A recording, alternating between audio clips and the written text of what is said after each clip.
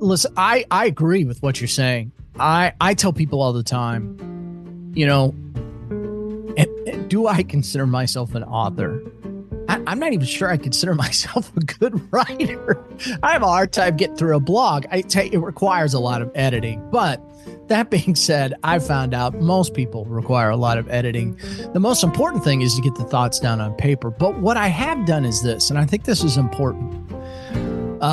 You know, when I decided to jump into podcasting, I got myself around somebody who'd been in radio and podcasting so that I could understand what it was all about.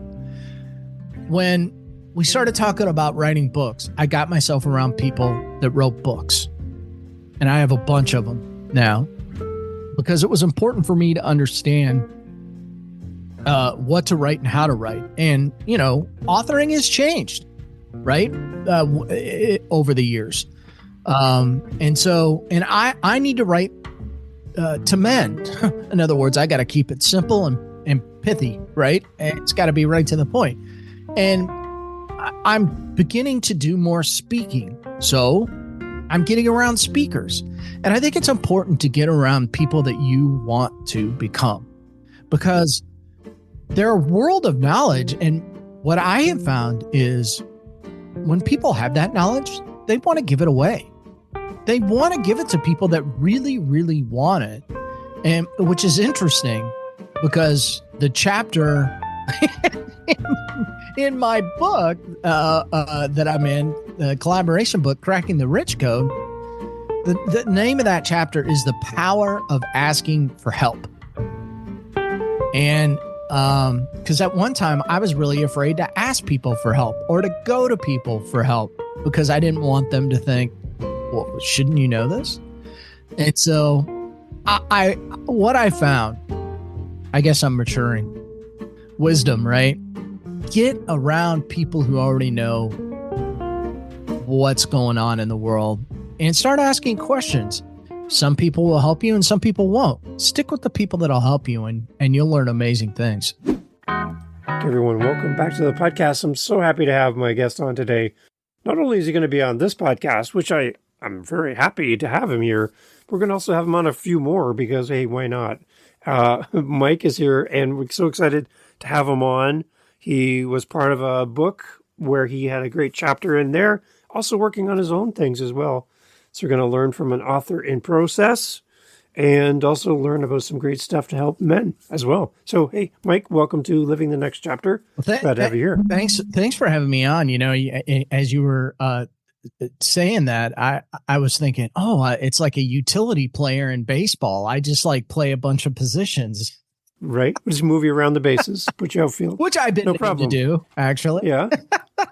Yeah. Yeah, I love it. It's great to have you on. Share with everybody first, Mike, where you are in this great big world of ours. Like to start there. Yeah. So I'm just outside of Atlanta, Georgia, Kennesaw, Marietta. For those people that like to look at maps, not too terribly far from Kennesaw National Battlefield, a big Civil War battlefield.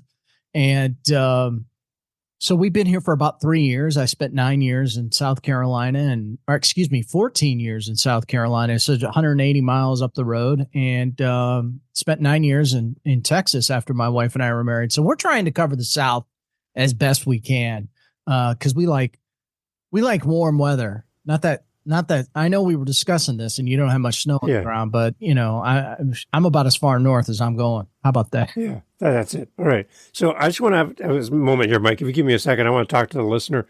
Did you hear his voice?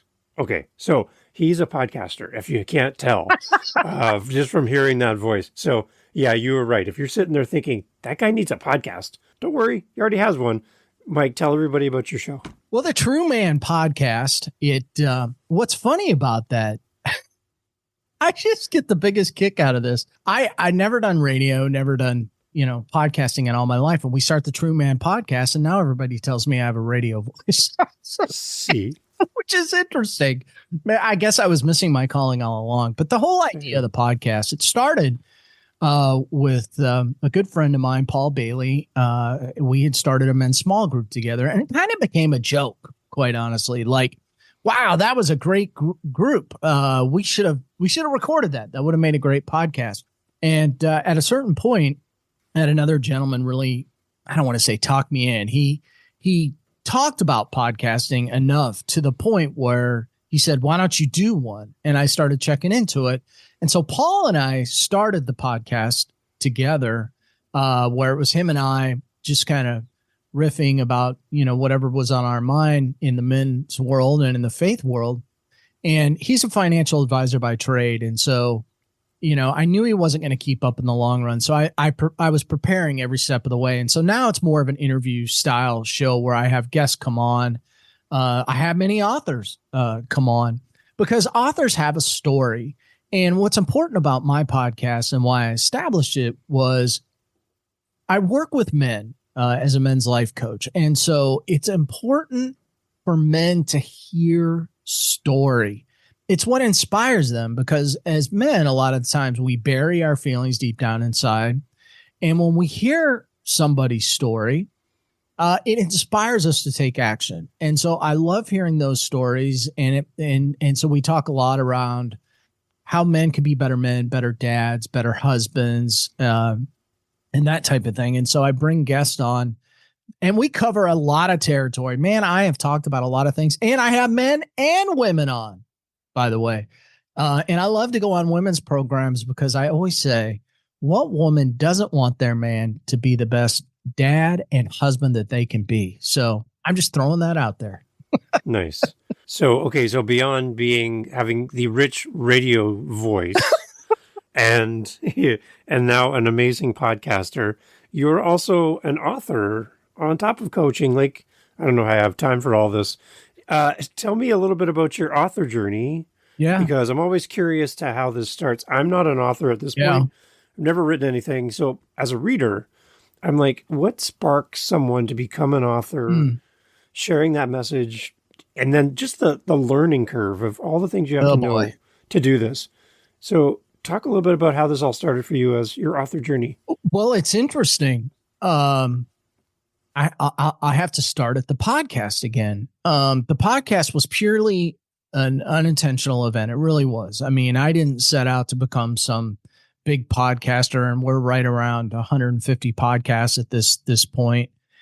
But what happened as a result of the podcast was I realized early on that I wanted to be good at it, but I wasn't sure I knew how to be good. And I went to a gentleman and I said, who was in radio, and I said, I don't know how podcasts work, but what I want from you is teach me how to ask good questions and teach me how to storytell. And I think the rest I can apply that to everything. And so that's what I worked on for a while. Now, interestingly enough, I started meeting interesting people. And I had a gentleman that, who was beginning, his own book company. And he said to me, Mike, I love what you're doing. I think there's a story in there. And I went, well, there's probably a story in there, but I'm not sure how this goes. And so that was really the start of it. I had a good relationship with this guy, and he began to really convince me that I could write. Now, in between all of that, writing my own book, what has happened is I've become a part of these collaboration books. And I will tell any author, I think that is an excellent way to start.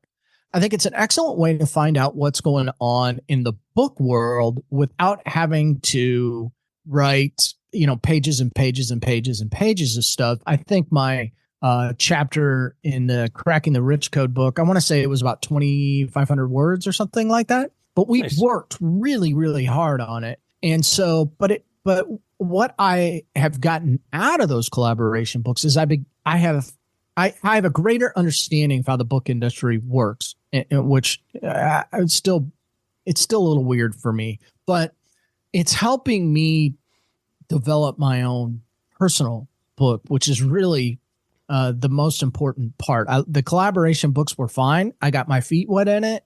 I understand it now. Now it's time for me to do my own thing. And I don't think I'll stop at one when I'm done. I think that I think there's more in there. Nice. That seems to be a common trend when I hear authors come on, is that Once they write that first book, it kind of like opens the door to the next thing. So, yeah, and that's kind of like why I named my show Living the Next Chapter, because we're always kind of living that next project.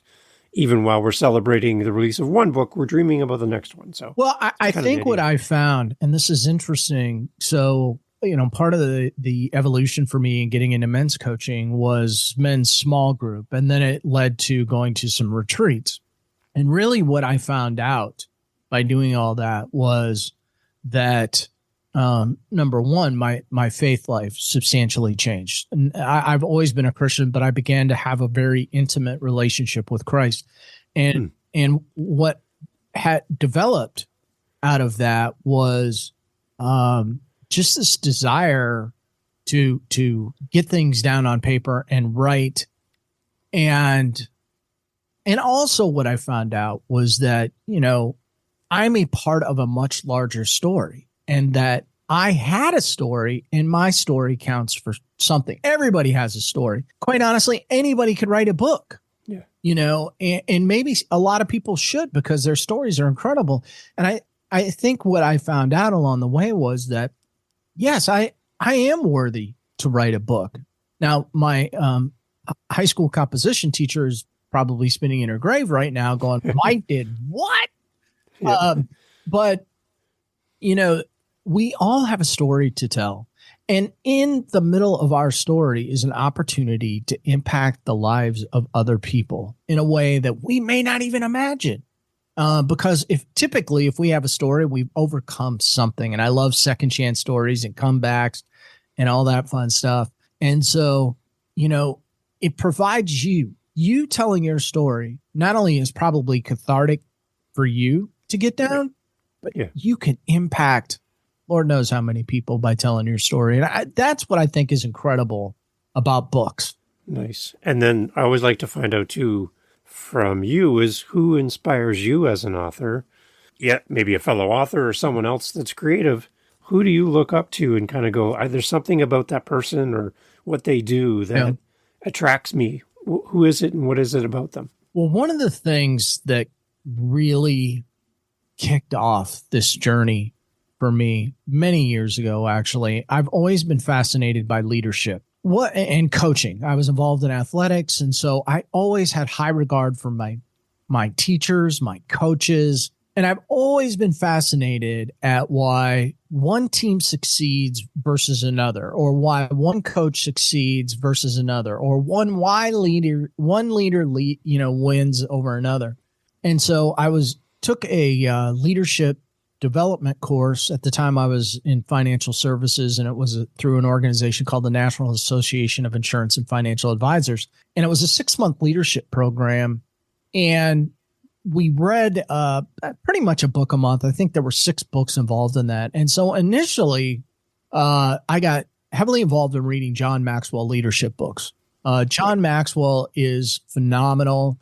The 25 Irrefutable Laws of Leadership was the first book that I read of his, and just absolutely incredible stuff.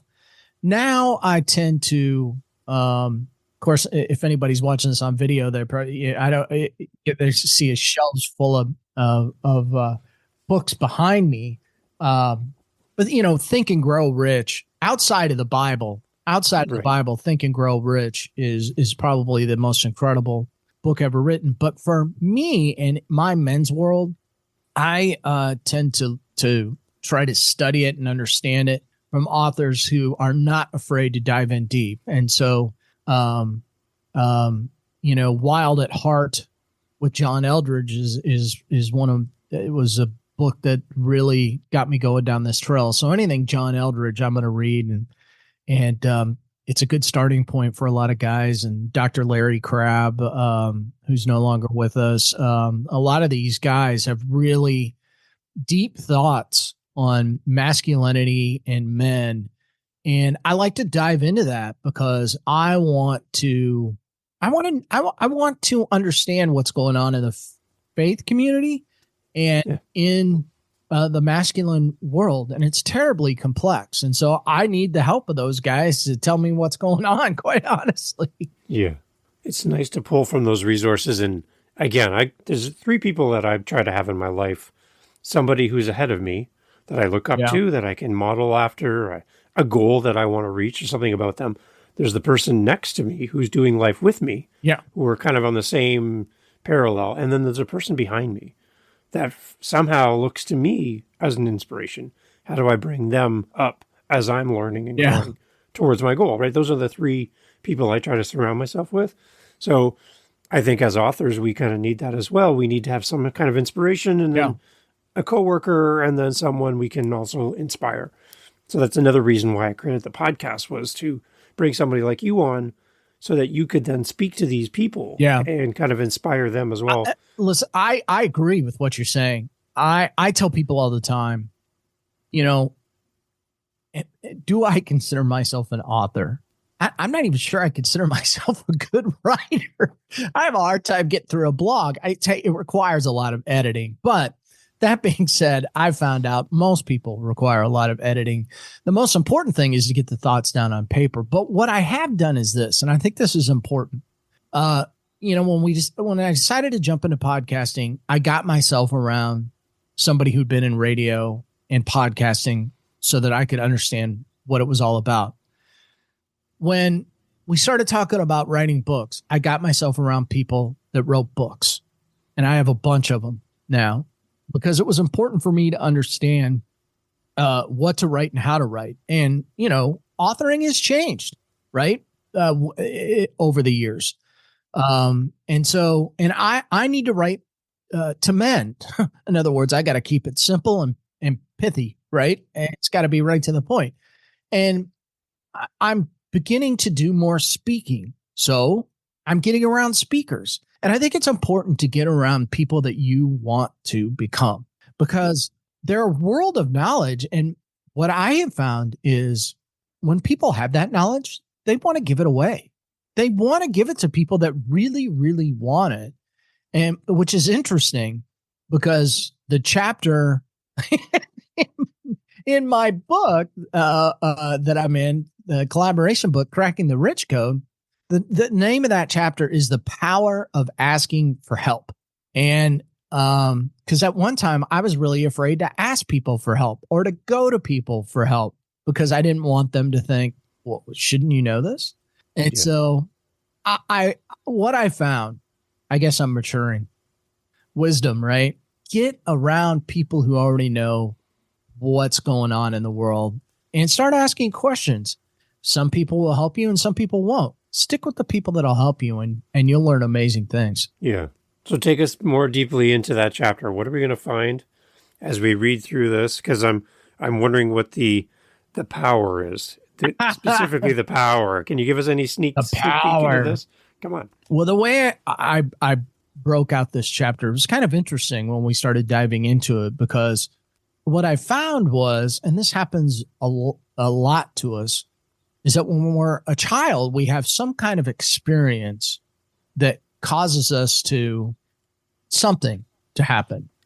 And so I go on this journey in this short story of talking about my childhood experiences, my adult experiences, my faith and biblical experiences that came out of it, the life experiences that I learned, and really the overall learning experiences. And I packed that all in together. And what's cool about that, I think, is that it allowed me to sit back and really reflect back on my life and go, why did this happen in the first place? What was it that caused you to stop asking for help? How did you overcome it? And where are you at today as a result? And honestly, I think this is a small chapter in a much larger book at some point. Because as I've talked to people about this idea of asking for help, a lot of people go, oh, yeah, because it's really not only is it about asking for help, it's about asking questions and being curious about the world around you. And when I was young, I became very introverted. Now, the other thing that happened when I was in first grade was I went into eyeglasses. The teacher noticed I was going cross-eyed, and I had astigmatism. Yeah. Now, back in 1976, it wasn't common for kids to be wearing glasses, much more common nowadays. They catch things so much earlier. But I had the stigmatism. And what's interesting about that stigmatism was people would come up to me, and it wasn't the bullying. I mean, that didn't damage me in any way. There's always a little bullying that goes on, right? Somebody's going to yell four eyes at you. What was interesting was people would say to me, "Oh, you wear glasses, so you must be smart."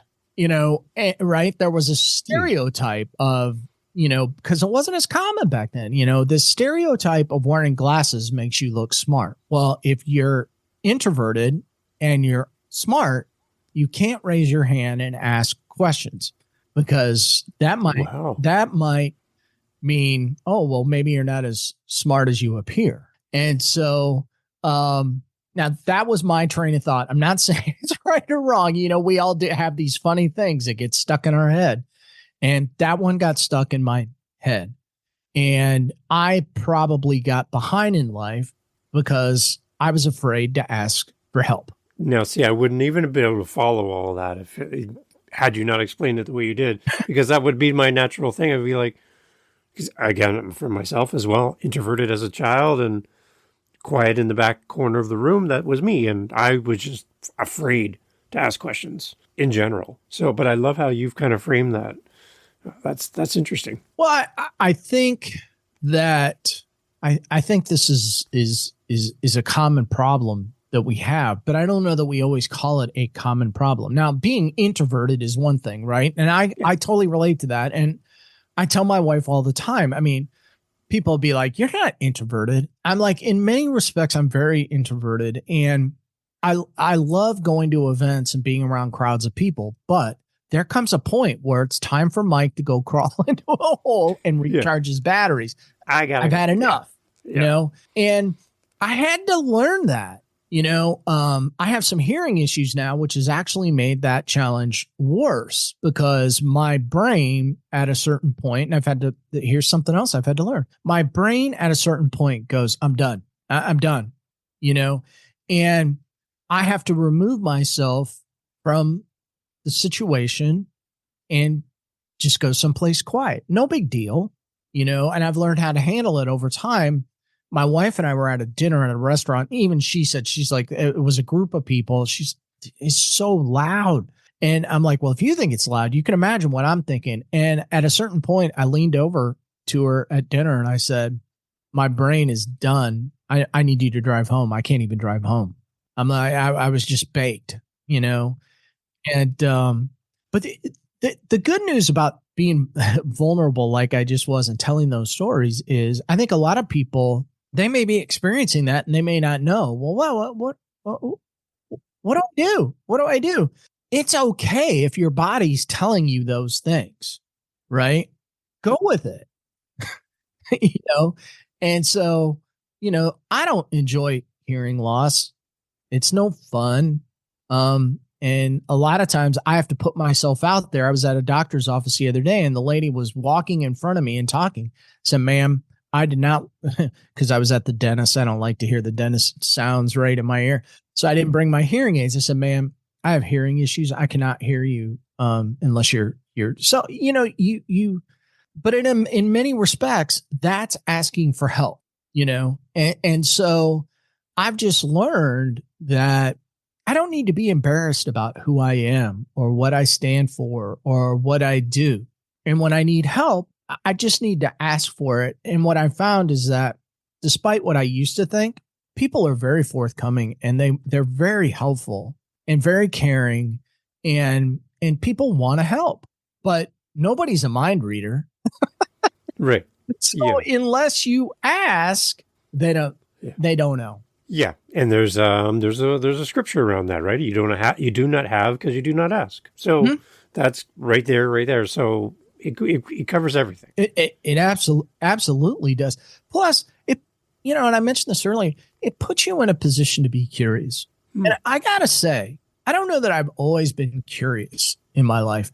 Unless it was sports related, right? Growing up, then maybe I was curious. But, I find myself, and it's the beauty of the podcast, right? Because you're able to have guests on and learn about things or talk about things that I would have otherwise probably never even talked about. But I love this whole idea of being curious, and because it puts you in these unique positions to meet people, to learn about people. And you know what's interesting? We live in a world, and this kind of saddens me. We're so technology driven. And many people think, oh, look, I have so many friends on Facebook. Bullcrap. Yeah. Right. And we have so much opportunity to connect with people, but depth of relationship means everything. How many deep relationships do you have in your life?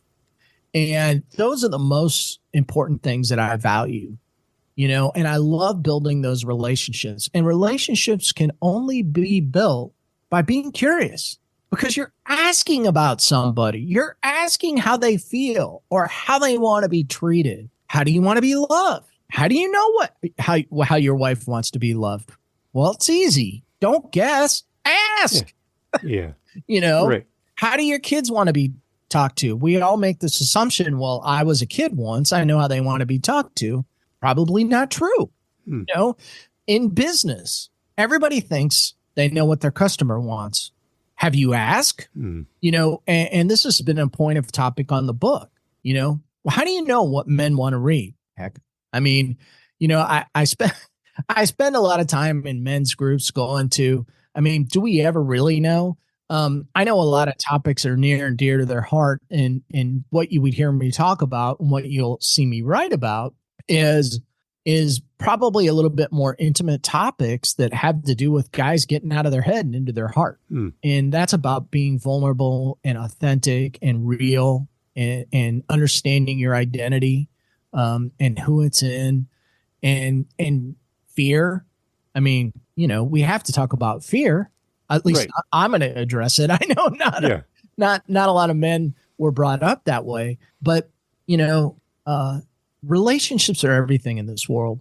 And if you're not curious and you don't ask questions or ask for help, you're not going to build a lot of great relationships. Yeah, and this becomes the foundation where everything else is built from. That's how you build up from there, right? Right. Take us through more about your newest project, what you're working on. What is your hopes for readers once that ends up in the world and on people's coffee tables and in their offices or on the shelf behind them? What is your hope and dream for what you're working on right now? Do you have a big plan for that? Yeah. It's funny, Dave, that you would ask that. I really, sometimes I feel like I'm always putting the foundation in place, but I think the foundation that's been being put in place is I'm gaining a better understanding of who I am. Now, isn't that interesting? Because I want to serve and impact the world, but by me understanding who I am, I'm better able to put down on paper or talk better about who I want to serve. And therefore, people will be attracted to me. What I would hope would happen by writing this content or getting out and talking with people is that we would build platforms. And by platforms, I mean, there's my business coach calling me right now as she's like, he's out talking, he's laying out the foundation somewhere. Mm-hmm. What I would hope would come out of this is that we begin to build workshops and communities for men, where we're able to have, very intimate discussions that help men become better men, better dads, better sons, better husbands, these types of things, and be able to take and build out a true man community in a world that I am sad to say needs it. There's much more self-awareness around masculinity and what it is now. It's a far cry from what some in the media try to present, this whole idea of toxic masculinity. There's always a bad percentage of people out there in every profession, every walk of life. We're not going to change everybody, but I think the average guy right now is walking around going, man, this world, like, how do I make it in this world? Right. How do, where do I find freedom? Where are men that I can talk to about being a better dad? Or there's no playbook for being a dad or a husband. It's not like your kid shows up and somebody goes, here you go. Yeah. Right. You're picking it up on the fly. And the whole point of building the workshops and the communities, in my mind, is to better prepare people.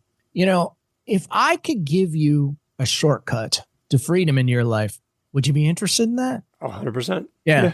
I mean, I would like to think most people could. And so, in the long term, what I hope comes out of this is that we're building, a true man community where men can have a place to go, have a place to hang out with other guys in a faith-based community and learn about how to do life. For me, it changed my life. It's the very reason I'm authoring books, doing a podcast, and speaking, was because I had men rally around me at a low point in my life and said, I'm not letting you down, man. I'm here for it.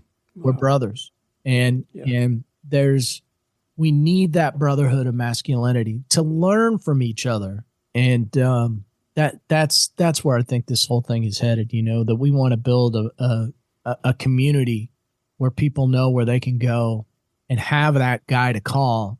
We kind of jokingly would say, at 2:00 in the morning, if your wife kicks you out of the house, who are you going to call? If your car breaks down and you have a flat tire on your way to work, who are you going to call? Right. I mean, yeah, you could call AAA, but I mean, if you could call your buddy, who's your wingman? These types of things, they're so critical to how we live. And we were meant to live in community, and community is not, I say this all the time. When I was growing up and my parents showed up at a Little League game, everybody sat in the bleachers and you could see all the parents talking and yelling and screaming. Now, if you go to a ball game, all the parents have their head buried in their phone. Mm. And do you know what that's teaching your kids? Yeah. That's okay. And it's not okay. It's not okay. That's not a sense of community. That's avoiding the guy next to you is what it is.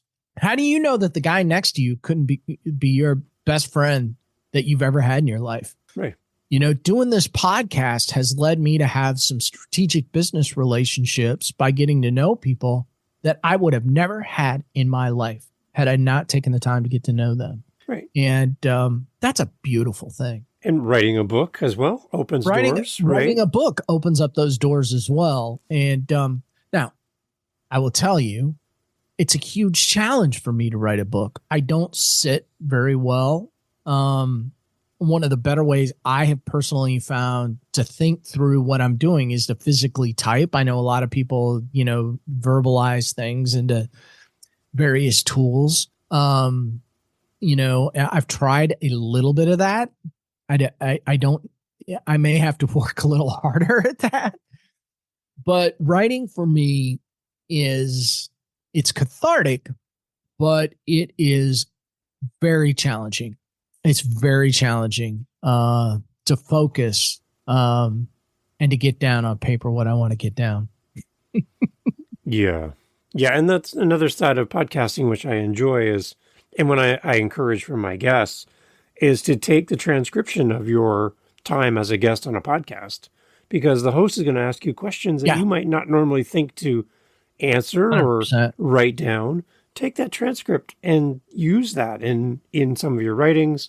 Maybe it could be part of a chapter in a new book, but you're giving out content, so you might as well bring it back to yourself. 100%. And I've had my book guy said to me, well, Mike, this is easy. Just do your first book from the podcast. And I said, nope, not now. We will do that. Do that.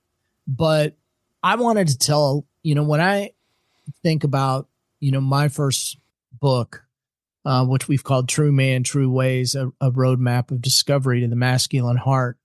I wanted to tell that story of how where did this name True Man come from? Why is it even a thought on your mind? And quite honestly, it was what we named our men's small group. And the reason we did that was true man was taken right out of scriptures. Jesus Christ walk on earth as a true man. And the way we looked at it, well, he was a pretty good role model. And so, we honored that. And the funny part of it was, I wish I could say I was clever, but I couldn't come up with a name for the podcast. So we just brought it over, called the podcast that. And actually, initially, I wasn't using it in the way that I needed to use it for the business. And it became a problem because, it became a branding issue. And then I realized it needed to be true man everything. And I love that. And then I've come to realize, Dave, you may go, well, what is a true man? And I have my opinions on what a true man is. But the beauty of what I found out was that God had entrusted me with the true man brand. That's what he did. He entrusted me with it to go out and, as my business coach says, and introduce people to the 21st century Jesus. And I thought, well, that's incredibly powerful. and so I don't define true man and say, here, you need to fit in this box. What I say to everybody, and I say this to all my coaching clients and really anybody I come across, is the beautiful part about true man is you get to define who true man is for you. You get to make the definition. What is a true man? What do you think it is? And I love asking people when they ask me, Mike, what is a true man? Well, what is a true man to you? And I love hearing the answer to what they come up with. And the beauty of that is it's the same way I coach. In other words, I'm a firm believer that we all have the answers deep inside of us, just like I have the answers to my book deep inside of me, and I got to bring it out. Yeah. Not easy. So I do know it takes a lot of work to get it out of you, but I'm nothing more than the tour guide.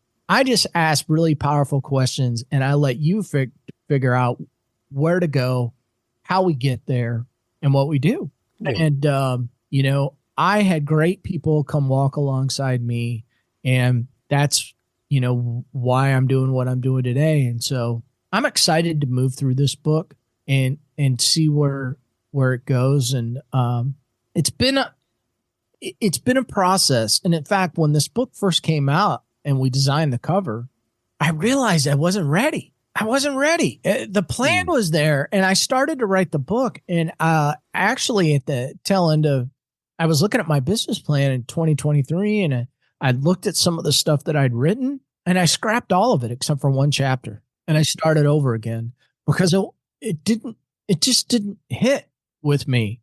And I thought, well, if it's not hitting with me, it's not going to hit with anybody else. And so we scrapped it and started over. And I'm so glad I did. And I know that sounds crazy. And, I'm sure at some points I'll reuse some of that stuff, but it just wasn't hitting with me in the way that I wanted it to hit. And it really caused me to take a deeper look at my business model as a whole. Who am I serving? How do I want to serve them? Yeah, I love it. Talk about starting over and bringing that back full circle. That's amazing that you have that foresight to go, the path isn't where I want to go. It's not leading to the spot where I feel called to be, and I'm going to change course and go in a different direction. I like that. I think it's what I've learned, not just about myself, but who I've surrounded myself with. I've been very blessed to have 2 or 3 mentors that mean the world to me, that have really taught me a lot about discernment and thinking through things. We live in a hurry up world. Everything's fast. I like to call it the fast food world. You can go to a restaurant, you can have food in under a minute. You can have a Amazon package, at your house in 2 days or less. I didn't even need to leave the house. FedEx was at my house this morning picking up a package. Speed. The internet went down this morning. I didn't even know if we were going to be able to do this podcast, and none of us have fast enough bandwidth at our house. And some of that stuff's really cool. One problem: we can't live like that. We're not meant to live like that. And what I have learned, and trust me when I tell you, I got a long way to go on this, but I have to tell myself all the time, Mike, slow down. Slow down. Pause, breathe. and use wise discernment. And I pray about this all the time. I pray for wisdom all the time. And I think we've allowed ourselves, because of the pace of our culture and society in this world, we get caught in this trap of speeding up. Now, I love speed, man. Baby, I love race cars. Topped out 158 miles an hour in an Indy car at Charlotte Motor Speedway. Just saying. I know somebody's gone. I was with somebody this morning that went, I once drove 200 miles an hour. And I'm like, oh. Yeah. Wow. Like, okay. But so I love speed. I love race cars. And I have a great appreciation for the men and women that hop in those things and really put their life on the line. If you want to know the honest to God's truth. Yeah. But in life, no.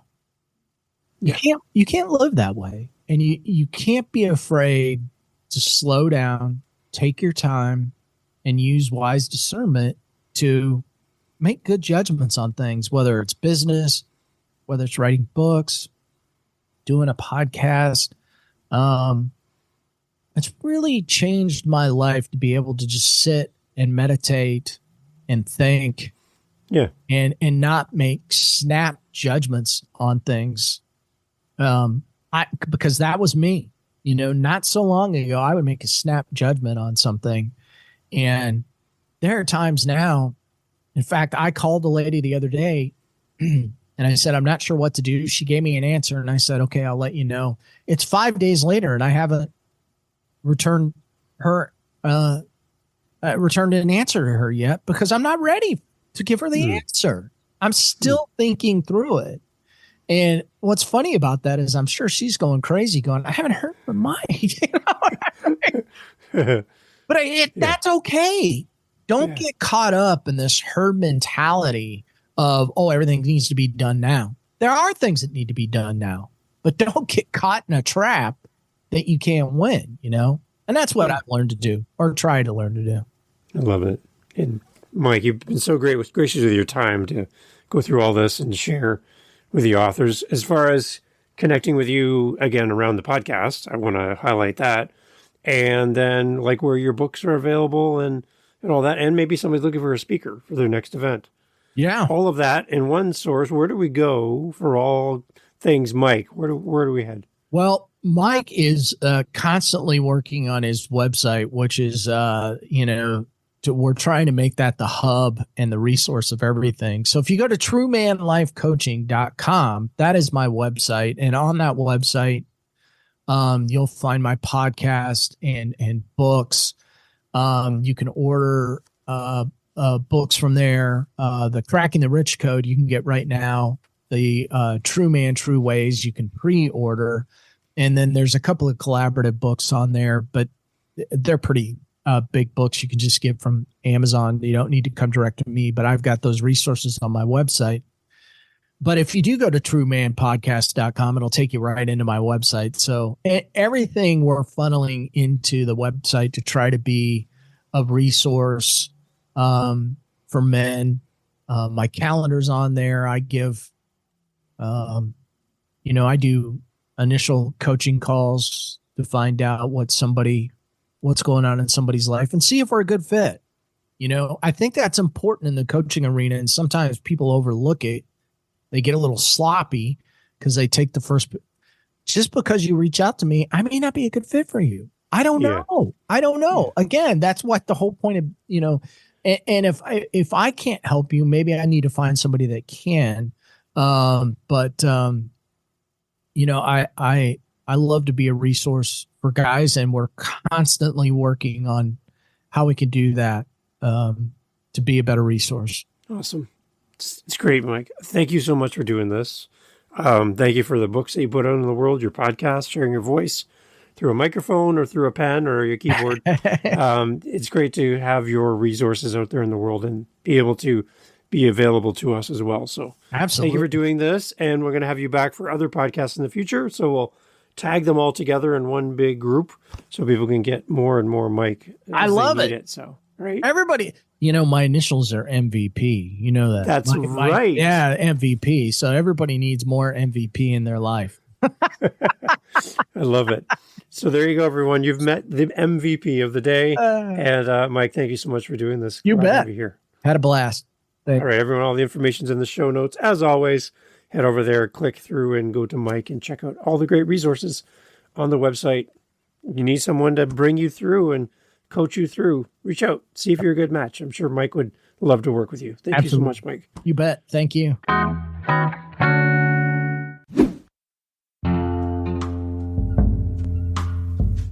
Hey, thanks for checking out the latest episode of Living the Next Chapter. I'm so happy to bring on these amazing authors and to share their stories, but I do have to confess I have a problem. And people who know me best would say, Dave, you have more than one problem. My problem is I have more episodes than I can release to you through my audio host, but I have a solution for you. Oh, yes. Head over to our YouTube channel. Subscribe today to our YouTube channel, and you can get the most recent episode.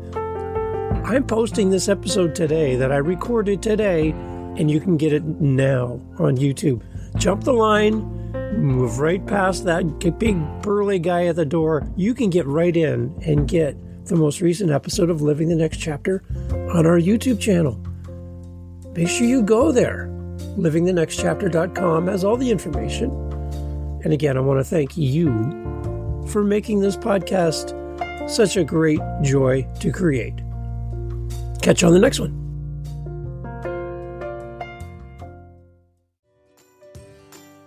Hey there, fellow parent. If you're anything like me, balancing screen time for our kids is a constant struggle. That's why I want to share a little secret with you, KidsPod.